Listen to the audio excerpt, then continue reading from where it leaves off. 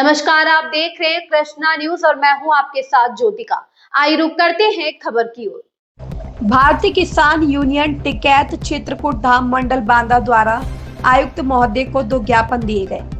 आज भारतीय किसान यूनियन टिकैत चित्रकूट धाम मंडल बांदा द्वारा पहला ज्ञापन बेसिक शिक्षा विभाग बांदा में कार्यरत चतुर्थ श्रेणी कर्मचारी दीप प्रकाश पुत्र राम किशोर निवासी सुदामापुरी जरेली कोठी बांदा की असमय हुई मृत्यु के बाद मृतक की पत्नी को अनीता देवी को मृतक आश्रित नौकरी फंड आदि कई माह बीत जाने के बाद भी नहीं दिए जाने पर किसान यूनियन के नेतृत्व में आज आयुक्त चित्रकूट धाम मंडल बांदा से पीड़ित की सुनवाई किए जाने की मांग की गई।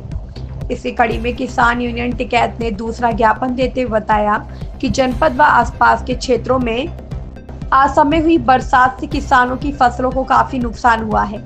इसका समय से सही जांच कराकर पीड़ित किसानों को उचित मुआवजा दिलाया जाए, जिससे क्षेत्र के बर्बादी की कगार पर पहुंचे किसानों के सामने रोटी का संकट दूर हो जाए।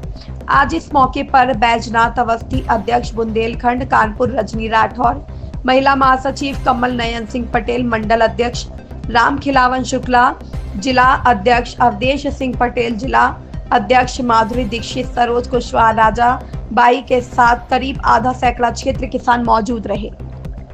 बांदा से जिला संवाददाता विनाश चंद्र दीक्षित की रिपोर्ट।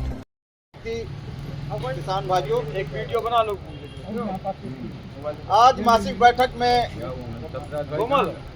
जो महत्वपूर्ण मुद्दे आए, जैसे कि किसान की फसल इस समय पक्के खड़ी थी, असमय बारिश हो गई, ओले गिरे, तो ओलावृष्टि और बारिश से जो किसानों की फसलों का नुकसान हुआ है, उसका कहीं भी सही ढंग से सर्वे नहीं कराया गया।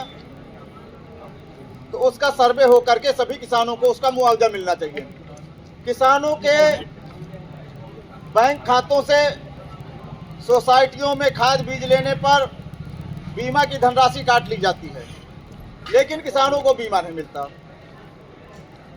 तो बीमा लेने के लिए भी किसानों को आगे आना पड़ेगा।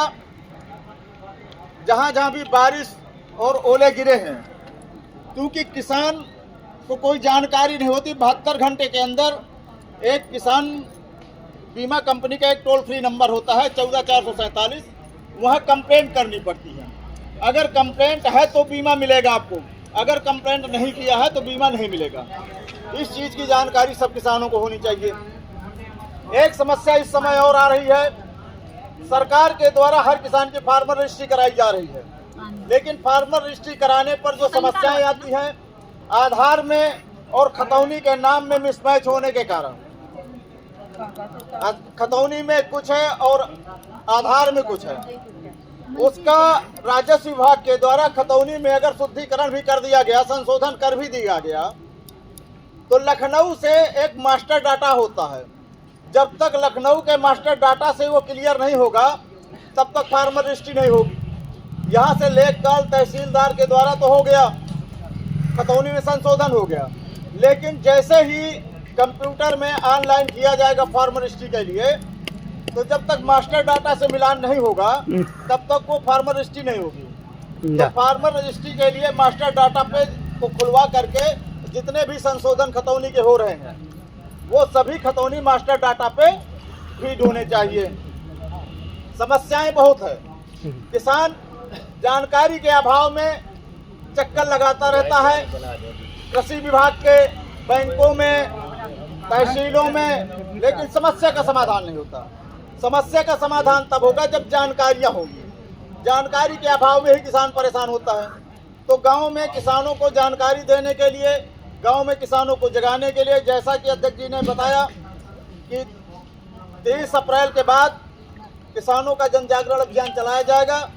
तो गांव-गांव जाकर के किसानों को जगाने का काम करें, किसानों को बताने का काम करें, क्योंकि आज भी बुंदेलखंड का किसान सबसे पिछड़ा हुआ है, क्योंकि वो संगठित नहीं है। और जब तक संगठित नहीं होगा, अपने अधिकार के लिए घर से निकलने के लिए तैयार नहीं होगा, तब तक उसकी समस्या का समाधान कहीं नहीं होगा। तो समस्याओं के समाधान के लिए संगठन ही एक विकल्प है। संगठन है तो समाधान है, अगर संगठन नहीं है तो समाधान भी संभव नहीं है।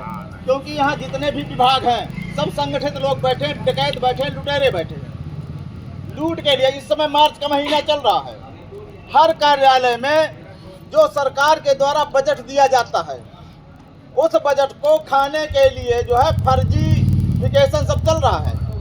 कितना ज़्यादा से ज़्यादा पैसा खर्च दिखा करके अपने जो है तो खाते में निकाल ले।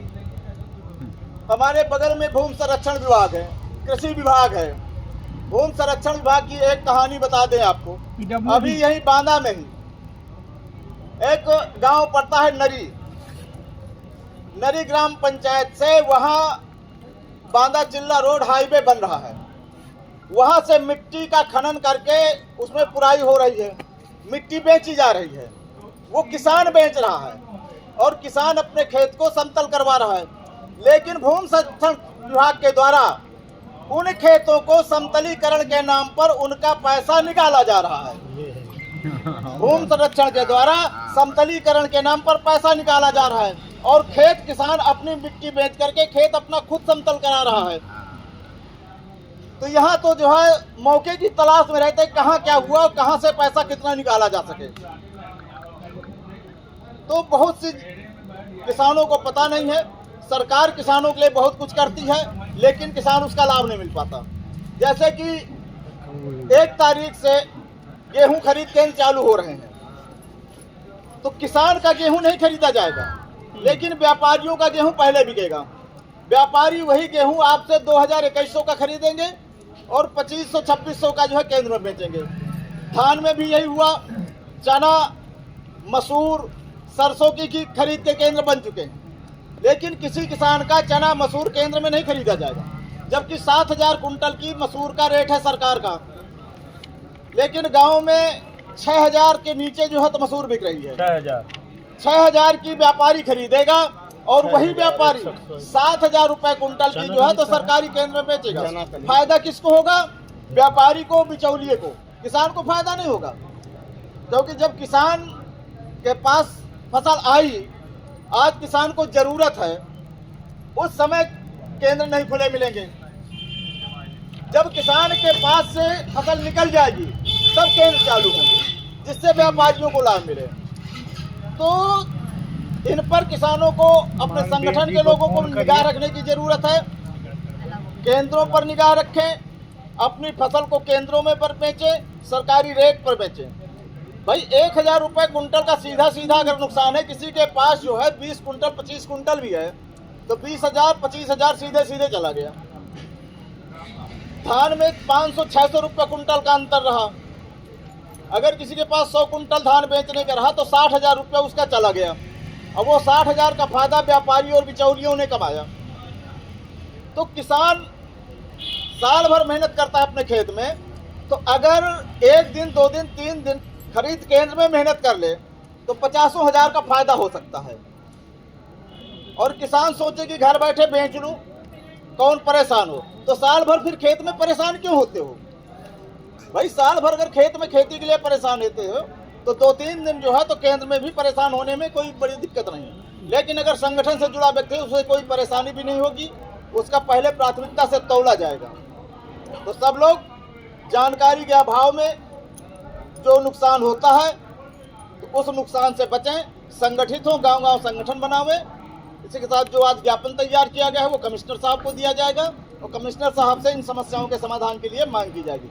जय जवान, जय किसान। भारतीय किसान यूनियन जिंदाबाद, भारतीय किसान यूनियन जिंदाबाद। इस खबर में बस इतना ही। बने रहिए कृष्णा न्यूज के साथ।